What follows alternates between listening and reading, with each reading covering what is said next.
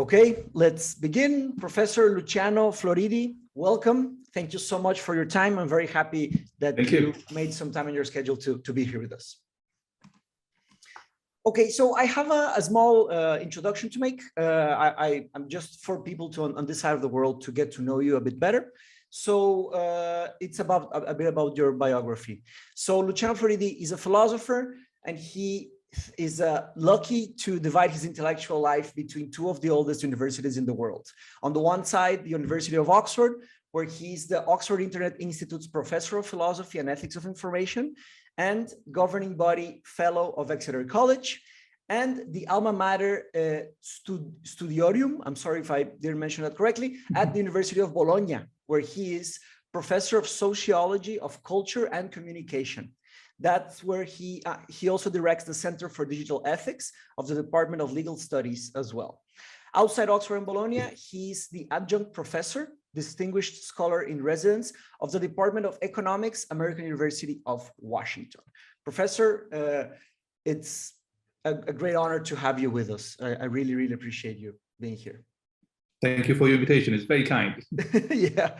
First of all, how does it feel to arrive to such a level of excellence? Really, I'm impressed by all of the publications you have done and all the high quality of your writing. Well, I'm not sure about the achievements, but what I know is that the more you study, the more you publish, the more you research, the bigger the horizon becomes of the things you don't know, you don't understand. So it's almost like the more answers you have, the more questions pop up everywhere. So for every answer you get 10 more questions that you would like to address. So in a way, it's kind of a curse.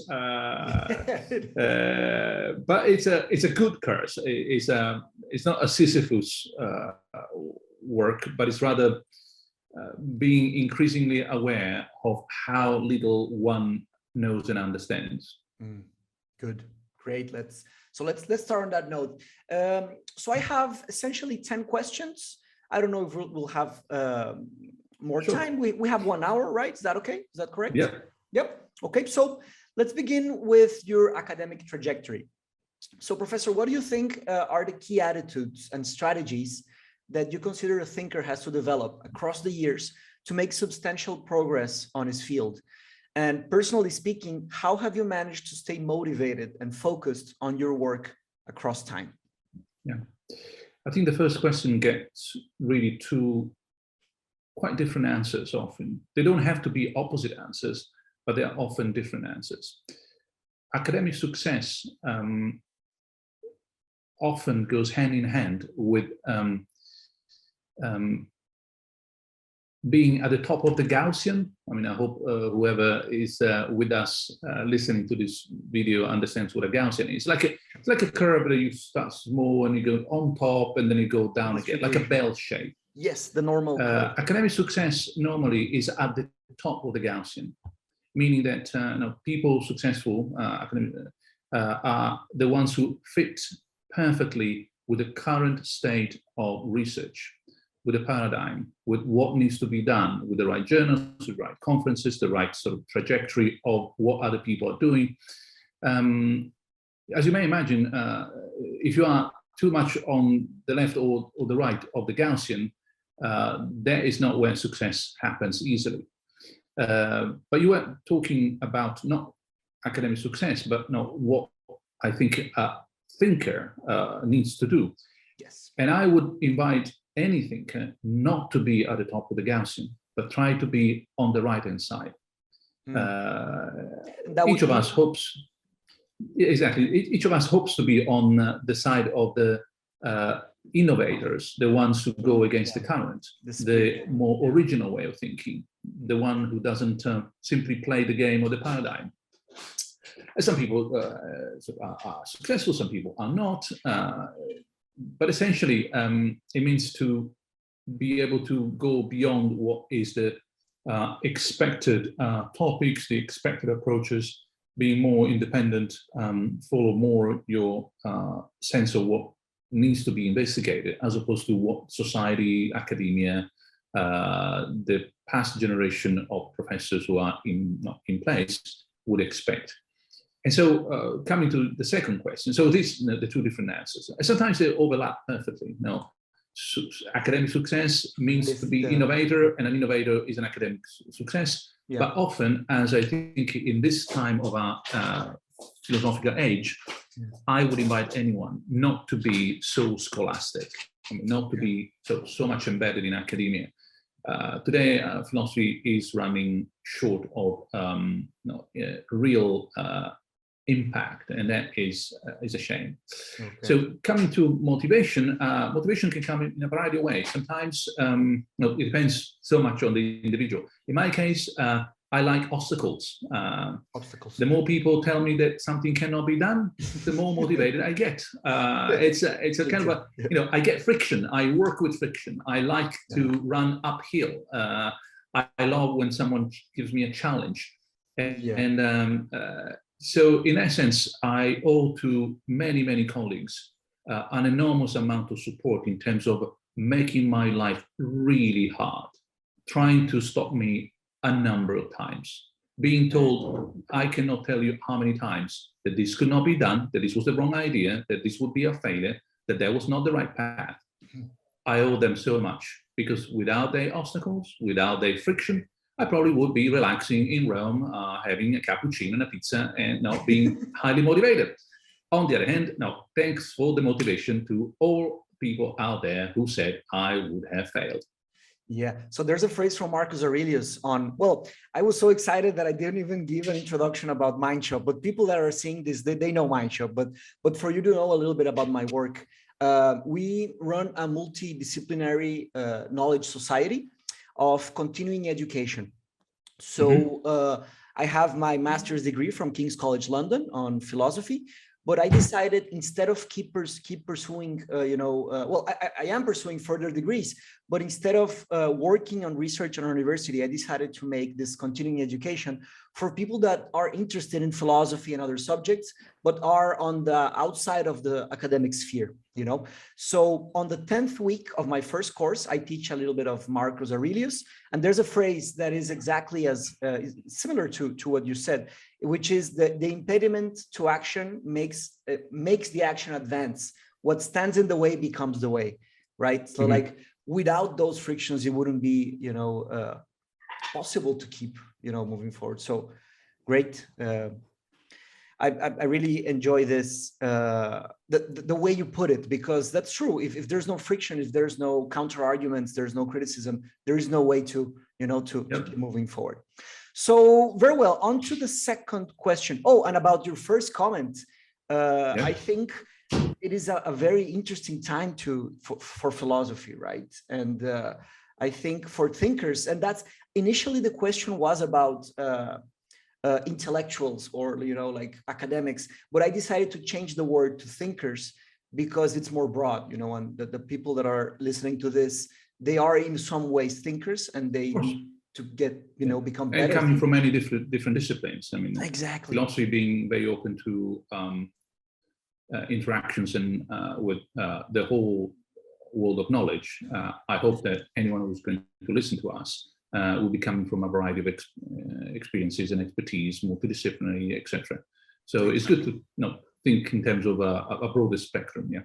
Great. So on to the next question. So about philosophy of information. What is the philosophy of information, and why is there a need for one? And could you please elaborate on the origins of this field, right? How you began studying this field? So we're talking about many, many decades ago now.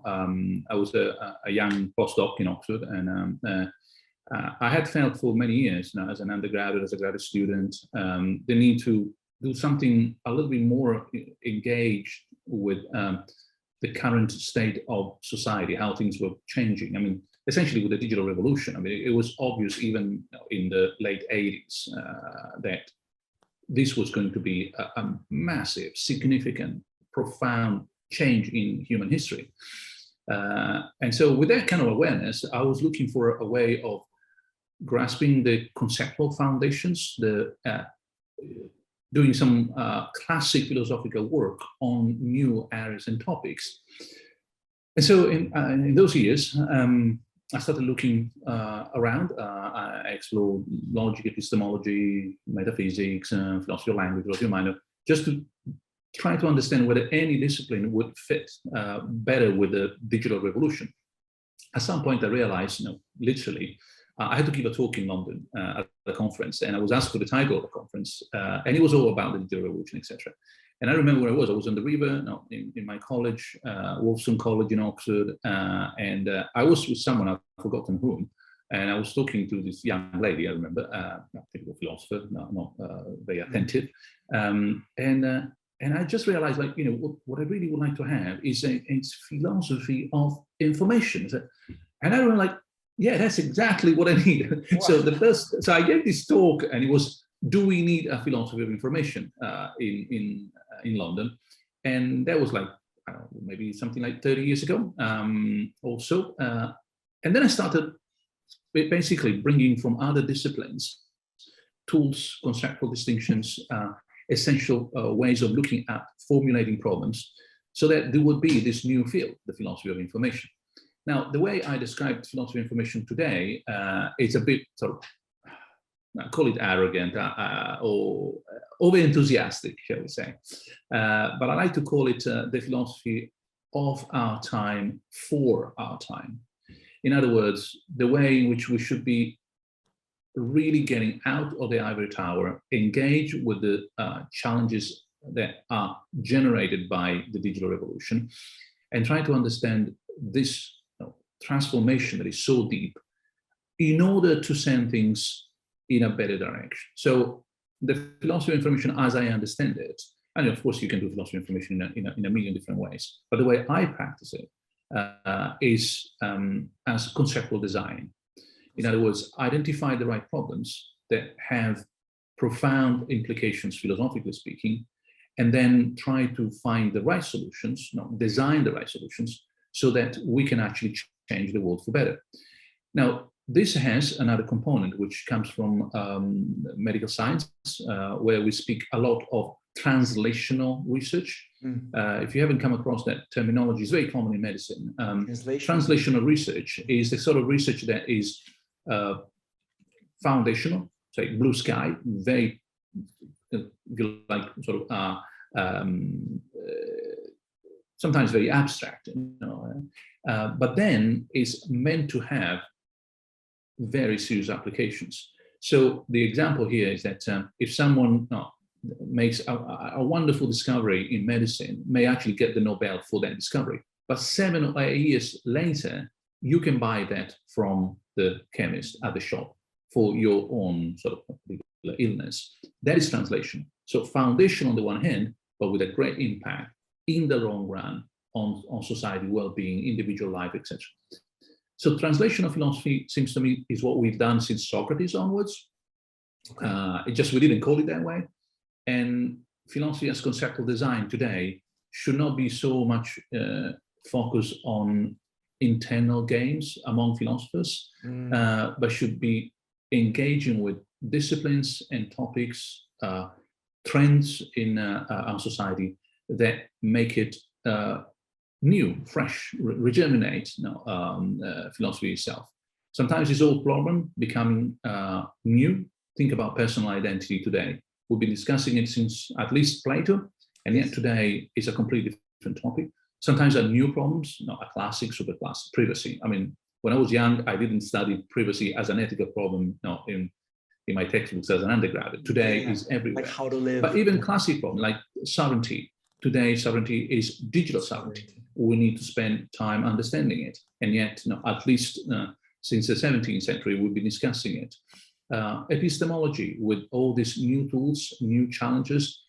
We just published a paper about the epistemological foundation of data science. So there is a world for philosophers out there to contribute to map conceptually, to design better. And I'm just surprised that so many new philosophers are so much stuck in old paradigms, old ways of thinking, old ways of talking to each other, about each other.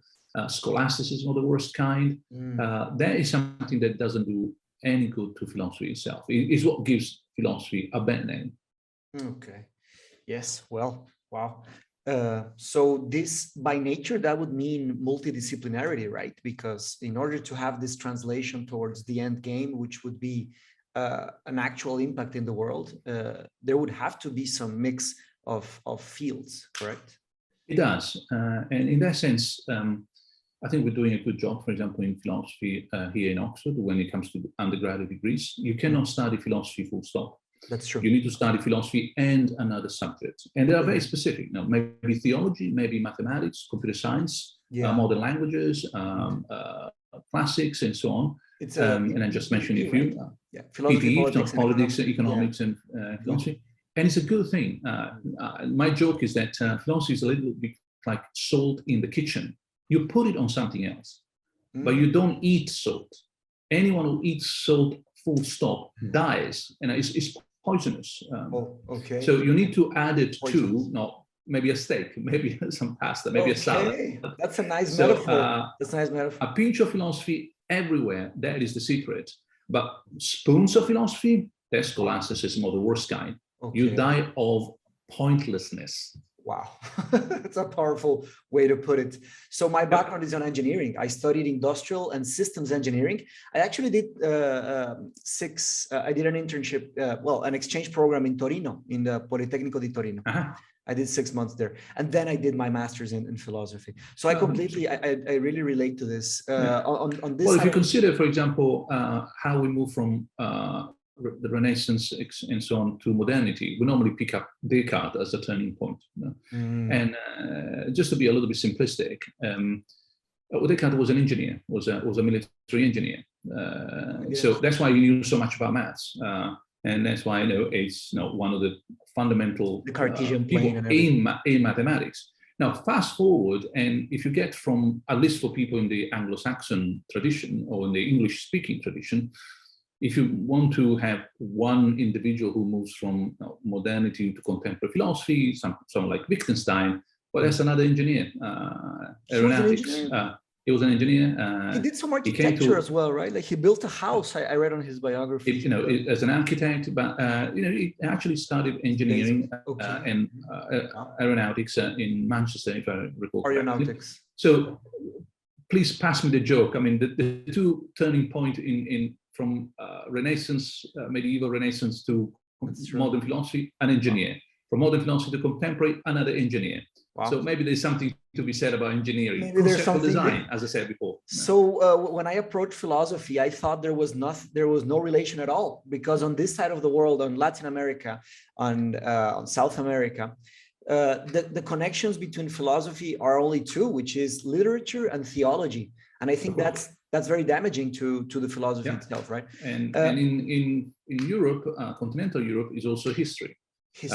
And that is also very dangerous. I mean, we treat philosophy as a discipline that is only in the humanities, but philosophy, as a matter of fact, is a passport to go everywhere in the world of knowledge and scholarship.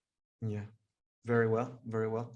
This is going to be our students in Mindshop are going to like this, because we have people from psychology, like we have architects, we have veterinarians, we have people that work with sports, so every that's kind the way of it should be. And business, of course, right? That's also a big one. Well, so about studying philosophy, and we touched briefly on this. Maybe we could elaborate a little bit more. So what do you think is the role of the philosopher in the information age, touching this? And how is this different from the previous role of the philosopher in the past? I think our age is calling us back to a mission that has always been philosophical, but we have sort of lost sight of more recently, which is provide guidelines for not just personal life, but also where society should be going. There's a desperate need for much more profound, articulated understanding of contemporary issues. And as I said before, the production of reliable, scientifically sound, reasonable, empirically grounded solutions. Now, This may sound like, oh, then why it is philosophy? It could be law, economics, psychology, engineering, etc. Well, the thing is that, and that's the next step, is to understand that a lot of the problems we have are so-called, or what I like to call, open problems. Problems around which you need to discuss, reason, find an intellectual agreement, debate. And those problems, sooner or later, they become philosophical, as in profound, with lots of consequences, and open to disagreement. So from politics to the foundations of science, from social reforms to, say, global warming and economics and justice and so on. As we start digging more and more deeply, we get questions that are completely open. And that's where philosophers can be incredibly helpful. We are the ultimate conceptual designers when it comes to identifying problems and finding solutions of an open kind. Now, let me just close here by saying that all the other disciplines, they have closed problems in the following sense, that if you dig more and more deeply, if you keep asking why, and why, sooner or later, they tell you, this is not my problem, it's a philosophical problem. So in literature, in psychology, in astrophysics, in physics, in chemistry, in biology, in neuroscience, in economics or computer science, in mathematics, everywhere, if you start digging more and more deeply, asking why is the case, could it be differently, do we really agree on this, etc. At some point, your colleague will say, not my problem anymore. Yeah, it's a philosophical problem. Maybe it's a philosophy of social science, maybe a philosophy of economics, a philosophy of mathematics, a philosophy of biology, a philosophy of chemistry, a philosophy of physics, a philosophy. We move outside the closed environment where empirical and logical mathematical facts are sufficient to solve problems, and we move into a debate, which is a good thing. Good. So when people say, "Oh well, we can never solve anything in philosophy," they don't get it. Yeah. If we could solve it, it wouldn't be a philosophical problem. If you could say for once and for all, 2 + 2 = 4, if you disagree with me, you just don't get it. You don't get the mathematics, you don't get the reasoning, etc. If we could do this in philosophy, immediately that problem would become a scientific problem, a scholarly problem, an empirical problem, a mathematical, logical reasoning problem. It is because it's open to debate that then philosophy takes care of it. But then that is exactly where things are more difficult. Yeah. What kind of peace is a fair, just peace in Ukraine today? That is a philosophical problem. It is a difficult, yeah, I agree. I'm writing a paper on, well, not exactly on peace, but on global justice. And the very definition of global justice is a difficult thing to pin, right? Like, what does it mean? And there are some conditions that, like talk about what would a problem mean to be a global justice problem. And this situation in Ukraine is a very difficult one. So it gets to a point that it touches so many like different cultures, reasons, and situations that it's hard to just say A or B, right? Like it's an open debate, so it makes it tougher. But well, all right. So moving on, changing a bit gears, talking about a more tangible problem on the field of the digital world and the field of information, talking about privacy. Could you please share a bit about your views on information privacy and how could we justify such views? Sure. Like, what would be the best reasons to think these views on privacy? Yeah. So maybe I can do this quickly and simply by putting forward a bit of a contrast, which is too much, but allow me to simplify a lot. Sure. So there's a view about privacy which discuss personal data, your data, my data, as a broadly understood a problem in philosophy of economics. My data is mine in the same way in which my car, my computer, my car, my shoes, something I bought, and therefore I have a right to exclude other people like from using it. Yep. Exactly. So it's a typical John Locke perspective, etc. So my personal data are mine, and I have the right to exclude or use them, etc.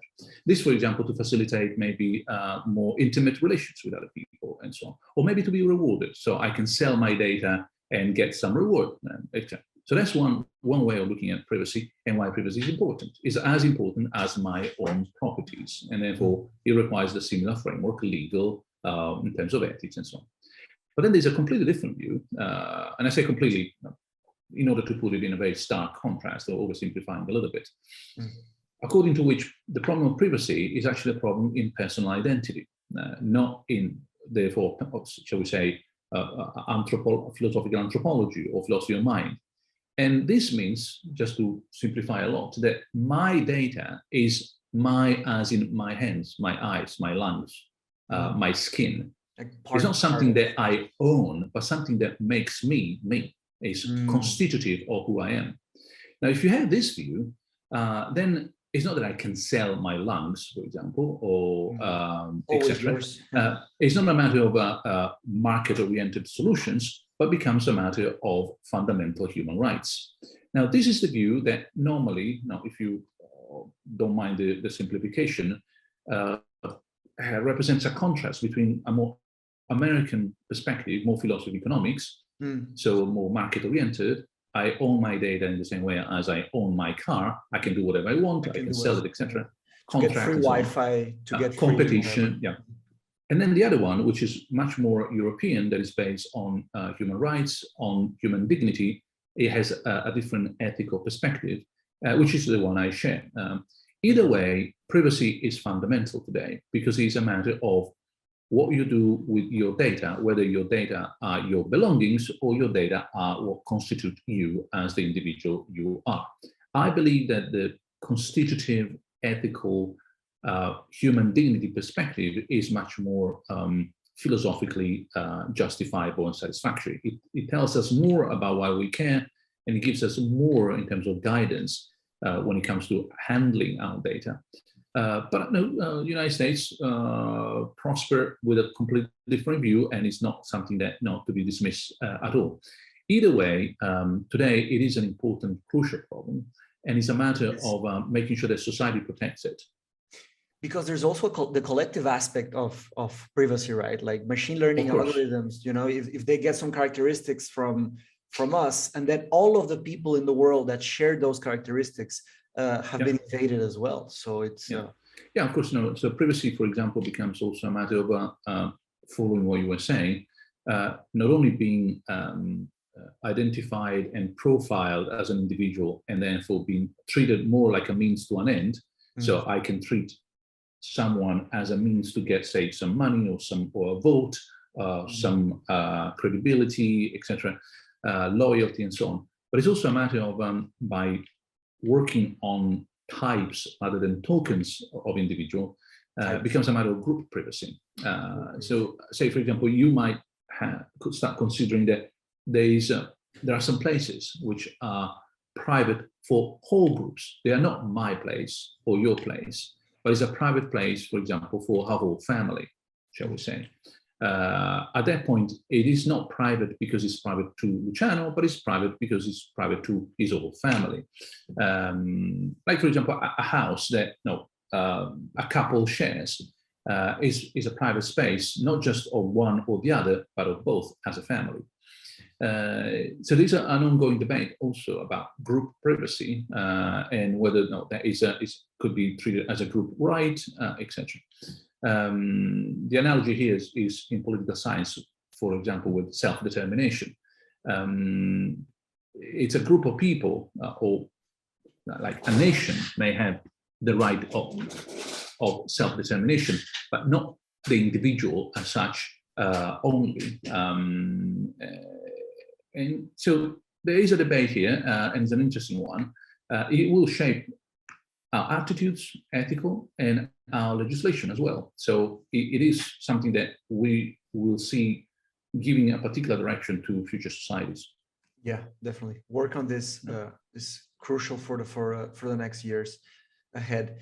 And this takes me to talking about power as well, because of course, so in a way, the companies that are handling our data have been accumulating power since the internet began, right? Like since the 90s, when Google kind of figured out that the business model was more on the data side instead of on the payment side, right? Like, so about artificial intelligence and power. And here I use a term, and maybe you could comment on this. There's a big distinction that I know not everyone does between artificial narrow intelligence and artificial general intelligence, right? So I'm talking about artificial narrow intelligence, which means machine learning, deep learning, computer visions, natural language processing, what we use every day, right? So do you think artificial narrow intelligence will decrease or increase the unfair accumulation of power in the world? And if a binary response is not enough, maybe you can open the question. And how do you think the power in the world would shift, will shift with this advent of an AI? I think that there are several scenarios, one more plausible than another, one more preferable than the other. I think the most plausible scenario is something we have seen in the past with extraordinary technological innovation. Initially, they are owned by a small group of people. They facilitate the accumulation of power. Then there is a reaction by society. And at some point, they become so common, so widespread, so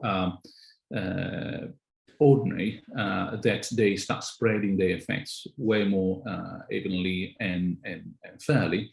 I'm thinking, for example, of the car industry. At some point, the car industry had an enormous power, the power to influence actually political power. Think about Detroit and Washington kind of relationship. Wow. Today, cars, they don't seem to be such big players. If anything, are in debt to political power. So the shift has turned upside down. We don't consider them the influential power behind great decisions. I mean, it was like that in the past. It was like that. Cars are increasingly becoming commodities.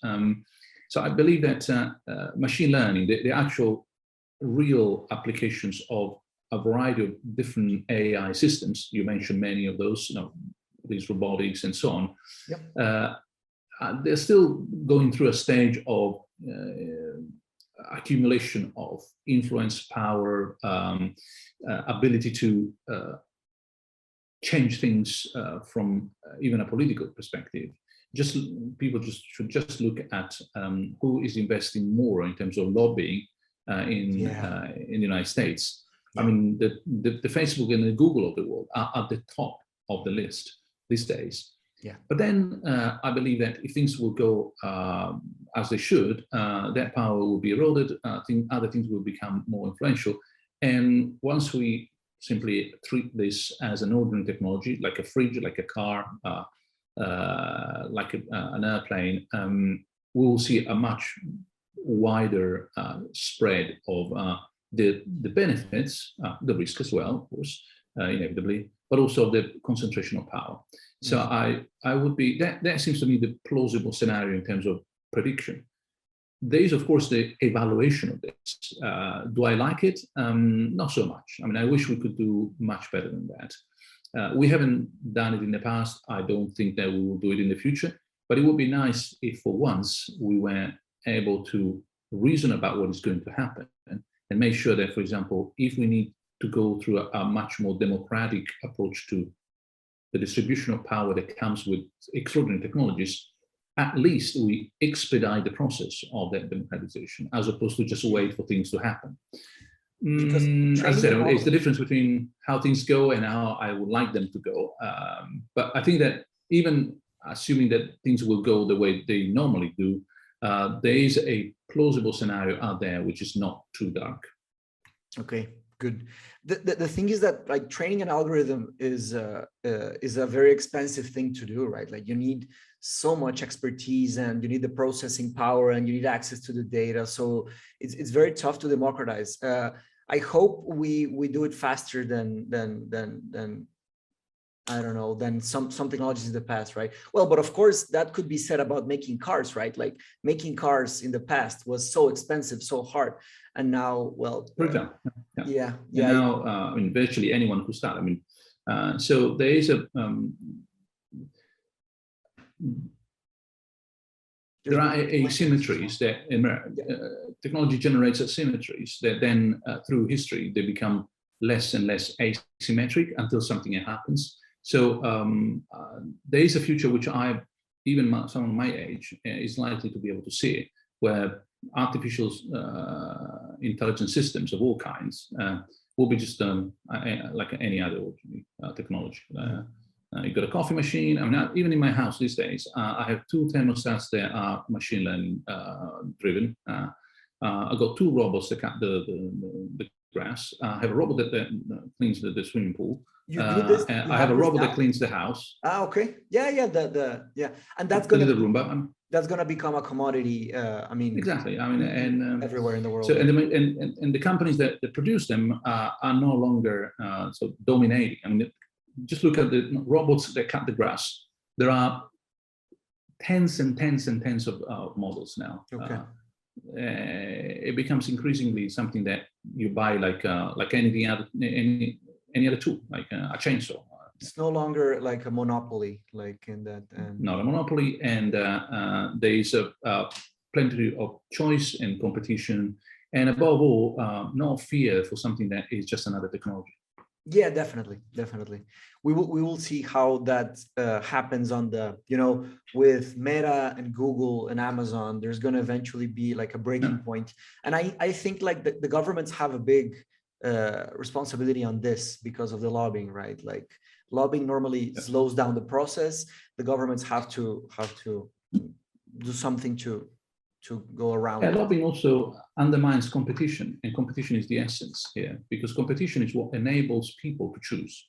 So I can choose between A, B, and C, and D because there's competition between A, B, and C, and D, like a restaurant. There's no competition. Like a pub in England, like a bar in Rome. I can choose. I don't like that cappuccino, I go elsewhere. If there's only one bar, only one restaurant, only one, etc., then that is a problem. And lobbying tries to make sure that that happens. No, it restricts, limits, undermines choices, and therefore makes power shrink around very few actors. That is dangerous. That's why I prefer a world in which there is a high level of competition among companies. That benefits society enormously. Yeah. Very well. Moving on to a different kind of question about collective sense making, right? And well, still staying on the information age, right? Yep. Like in a world of 7.9 billion people and with a multitude of layers of information and disinformation and fake information available, right? How can individuals work towards making sense of all of this? And I say this question because we are facing a problem. It could be called an epistemological problem about knowing what is true, right? And how could we work towards having a better grasp at knowing the world? I think everyone has suffered from this. Like we talk to friends or family or whatever, and suddenly people are radicalized, polarized, and people can't even talk to each other. That's a shame. And in the past, it would be a different problem because there was no information available or very, few little access to information. Now it's the opposite. It seems like we have too much access to too much stuff. How would you comment on this question? I think that's first of all, I'm glad you mentioned the past. I would like to understand much better than I do at the moment whether the past was really better than the present. I mean, it is true that we have so much information now. There are so many ways of manipulating information, etc., that it becomes a bit riskier to trust something rather than something else. But then in the past, I mean, there was very little choice, and there was a much higher control on the few sources available. Think about governments controlling the press, the radio, the TV channels, and so on. So I would say that on balance, for those who wish to be informed, this is a much better time. The question is, who wants to be informed? Who wishes to be informed? And to that particular problem, I guess there are a couple of standard solutions. One is to get the producers of information involved since the beginning, there should be much higher quality control than there is now. I mean, the story that, for example, social media are not editors, that is something really we shouldn't buy. They do a lot of quote unquote editing. Of course, it's 21st century editing. Is not the old newspaper from the 20th century, but editing it is. Choosing, for example, through algorithms, which bits of information I see before or after, deciding where to put some advertisement, what kind of advertisement is acceptable, policies in terms of what represents acceptable content or not. These are all editorial choices. So I would like to see an enormous step forward, significant step in the improvement of quality control by the people involved in disseminating, editing this content. That's on the one side. On the other side, of course, the answer is always, and has always been, will always remain, education. More education, better skills, better people, more training, more skepticism, if you like, of the good kind. Is it really like that? Do I really have to believe anything I read on Facebook? Is anything that is going to circulate as a photograph on any mass media, social science, something I should not take at face value and so on? So a little bit more of that sense of like, oh, let me double check. That is crucial. But then, today, let me go back and close on the first point I made. Mm-hmm. Anyone who wants to get informed, it's amazing how easy it is. So I know we speak a lot about disinformation, but for goodness sake, I mean, the tools and the opportunities to rectify what we get are extraordinary. I mean, it takes 5 seconds on a Google search or a Wikipedia check to know that, for example, that picture is a fake, that story is not reliable, that someone has said something that is a complete lie.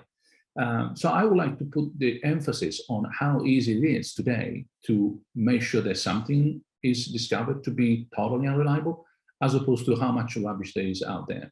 There is a lot of rubbish, but it's also easy to spot. Yeah. So, and you touched I mean, I'm sorry that I kept on, thinking about different things as you responded.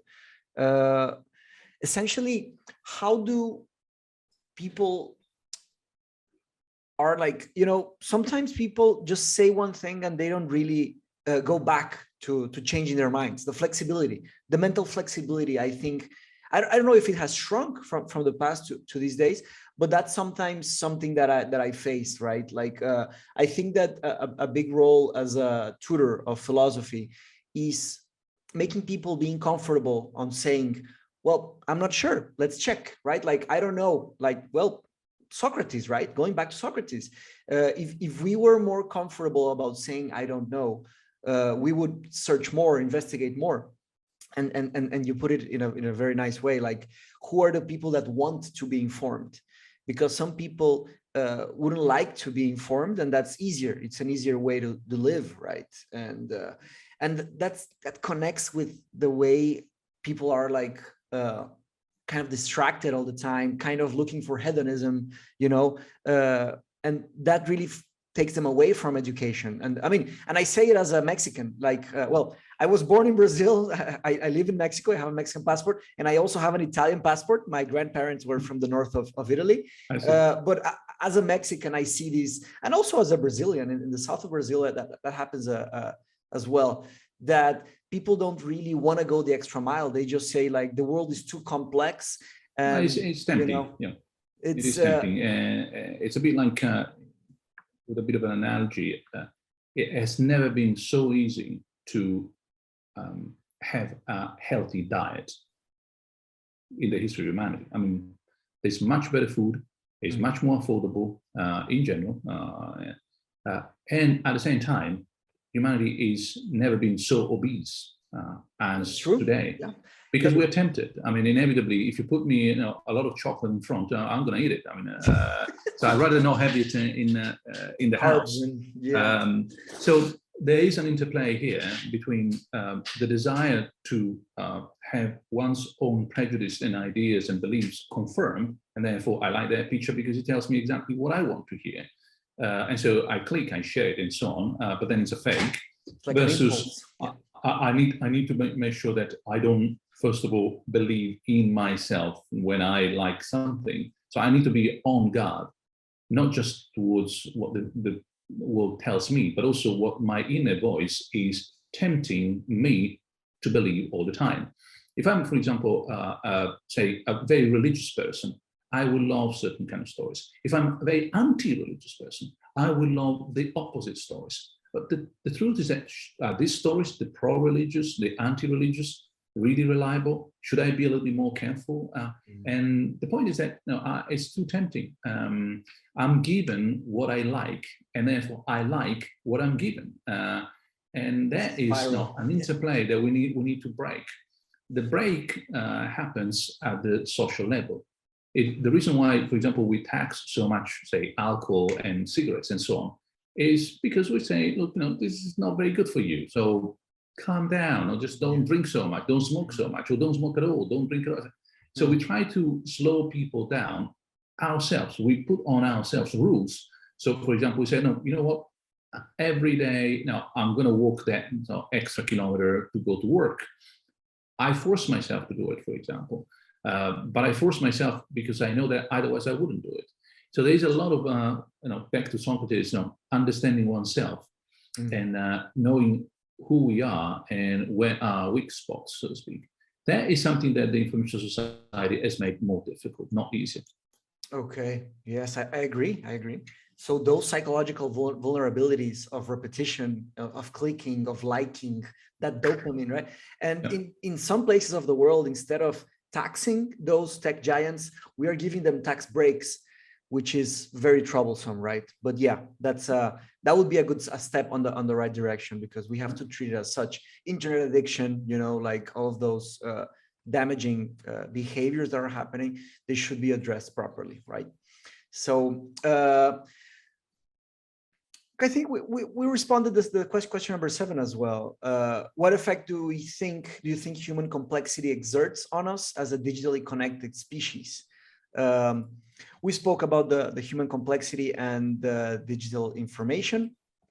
Moving on a bit, and if you don't want to answer this question, there's no problem at all. It's about information and war. What do you think is the role of information in war?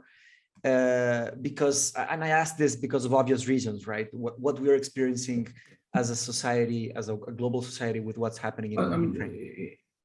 In the past, it was crucial, but only one, which was what we may call propaganda, but in a very, very inclusive, broad sense. Propaganda, not just towards one's own people, convincing them that it's the right war, the just war, the enemy is the enemy, they are bad, we are good, etc. Or reporting manipulated news about successes in war and less dramatic defeats, etc. But also propaganda towards the other people, convincing the other that they are on the wrong side, that they are losing, that the things are not going well. So propaganda as in preparing the minds of the people involved so that they get more motivated on one hand, less motivated on the other, etc. So this has always been the case. I mean, since we started shouting at each other across, say, a river, throwing stones.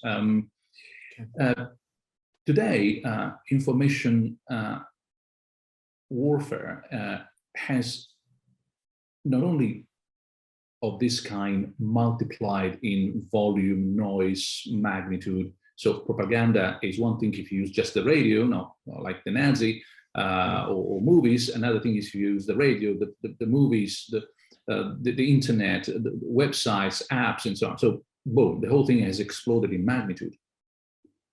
Furthermore, and very much importantly, there is something I call cyber attacks, cyber war. And that's because the information we're talking about is not just the sort of news that we share, but is what makes the world work. Is our society based on data, processing, algorithms, platforms, channels that are digital and so on. So if you look at, for example, Ukraine, In Ukraine, there are also not just so-called kinetic attacks. No, kinetic means the ordinary warfare, with tanks and rifles and so on. Analog, we would say, but also digital attacks that try to stop radio stations from broadcasting or make a mess of military communications or undermine the safety of ministry, etc. So cyber attacks have become a fundamental feature of contemporary warfare. And so the answer to your question is the importance of information in war has become increasingly fundamental, it's become gigantic in the classic sort of propaganda sense, but it's becoming also very important in the ordinary sense in which an information society can be attacked on the side of its information infrastructure. Motorways, airports, services of all kinds, shopping, hospitals, and so on. They can all be put on their knees if you have a very robust and successful digital attack. So that is warfare at 21st century at its own complexity. And so not only the four old spaces of war that have been, war has been expanding, not just on terrain, on earth, but also sea, and then in the air, and then in space. But today is also in cyberspace. And so we've got the fifth element here coming as part of a 5 sort of points, all affected by war. We can see this in Ukraine. We will see this increasingly in all the conflicts we will have in the future. Wow. And that is a big problem to solve, right? Like how can one address such a level of complexity? Well, thank you very much, Professor. But also for the people listening to us, just one point. I have two. Whereas the other four, no, just quickly, but whereas the other 4 areas of war have been regimented, regulated, there's a lot of ethics about it, etc., for a long time. This 5th area, the cyber war, is still hugely unregulated, and that is something we need to work really hard and quickly about. It's a gray area. It's unprecedented, right? It's unprecedented. Like these technologies didn't exist on the past massive conflicts. Very well. Okay, so the last 2 questions come in a lighter note. First, about our knowledge society. So I think people these days don't take the time to take care of those trees that take hundreds of years to grow, like long time to grow. My intention with Mindshop is precisely this. I want it to flourish and last longer than any of us. So on this note, many thinkers have gotten into trouble, so to speak, by studying and teaching philosophy over the years. How do you think we could have a significant, constructive, and permanent impact in the world, like something that we will be proud of, without sharing the fate of Socrates, right? Like, in other words, how to stay independent without committing ourselves to, government agendas or private agendas. How could we make something that lasts for a long time and is independent and constructive? Hard to answer. I think that for many people, myself included, it will mean double tasking. It will mean what? I'm sorry? Kind of a double tasking, doing things, double tasking. Because, for example, for many people, including myself, you need a job, you need a salary. And the best way of ensuring that you do have one is to get a job, for example, in a university, which is normally state-run, etc. So there's a lot of getting in line with society kind of pressure. That's why I speak of double task, because then once you are there, of course, you have to abide by the rules, you have to comply with what is expected, but there's also a lot of freedom to do much more and much more differently with your own time. And I'm not talking just about the weekends, I'm also talking how exactly you shape your courses, the kind of research you want to do, the sort of conferences and journals you publish in. So I think that it's not a matter of being inside or outside. Or for some people, it is. Lucky them. Maybe they can afford it. Maybe they are ready to risk anything. But for most of us, it's a matter of being of changing the system from within. So being part of the system, but without being complicit with the system, so to speak. And so gently and kindly, not trying to push it in a direction that you think is much more fruitful. Now, having said that, I mean, we are lucky to live in countries, UK, Italy. You mentioned Brazil, Mexico, places where you lived in the past, United States, and probably anyone listening to this our conversation, which allow for all this and provide with not unlimited, but quite a lot of freedom, quite a lot of space for development. We should take advantage of that. That is something that I would recommend to everybody. There is more freedom that one can exercise than meets the eye.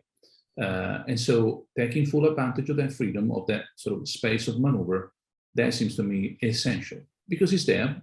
It's not much, but it's probably bigger than one thinks. Great. It's good to hear.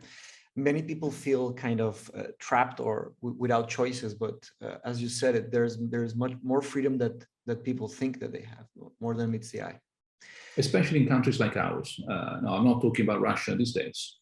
Certainly not. I see what you mean. Or say other North Korea or even China, as I said. But in Europe, for example, no, we do enjoy a lot of freedom. Definitely. We might want to have more. I'm not saying, but the amount that we have, it's already something that we should use. Exercise. Yeah, I agree. Very well. So the last question is about the future, right? So let's imagine that Mindshop, like our knowledge society, fulfills our vision and lasts for a considerable amount of time. If this would be like a message in a bottle, what recommendation, like very like pragmatics, practical tips would you give to the future thinkers, learners, leaders about thinking properly about the world and researching? What would you recommend for them to do? I think that, difficult. Again, perhaps the recommendation that I would share is a difficult one, one that I'm not sure I can follow myself. So, preaching, not sure. I know what you mean. Practicing, acknowledging that I might not be the best practitioner of what I'm preaching, which is the following. Try to follow your ideas as much as possible, but not too much. And that is the final balance. If you think that something should be done differently, if you think that some topic, for example, as a researcher, should be investigated, if some ways of working, they don't satisfy you anymore, listen to yourself.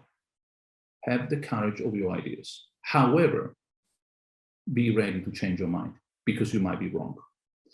There is a trap of being a follower of anything that is told, anything that one is taught, and just accept the word. But the other trap, which needs also to be avoided at all costs, is to think that one is a genius, that you are the only one who actually got it right, that everybody's wrong, that the world needs to go in a different direction and no one else understood it but you. There is a risk that they might be right and you might be wrong. So understanding how far to push one's own, say, more original way of thinking, but when to stop and say, I might have got it wrong. The awareness of that, and that's what I would recommend to anyone. I wish to anyone to have that level of balance, the ability to understand that something is right, no matter what anyone else is saying, but also understanding that sometimes you're wrong, that they are right, and that is not true, that it is true or false, except no matter what. So how far to listen, or how far listen to other people, and how far to push no matter what, because this is the right thing to do. That fine balance, I wish everybody luck. That's a recommendation. Very well, Professor. Well, I suspect you have a good balance. Otherwise, you wouldn't have gotten so Working far. on it. Working on it. Professor, it's a great joy. It's one of the great pleasures I have on the job I chose for my life, because I fought bravely to get where I am. And thank you very much for this. I really appreciate it. Thank you for the lovely time, and good luck with your project. Thank you very much. Have a great day. Take care. Take care. Bye-bye.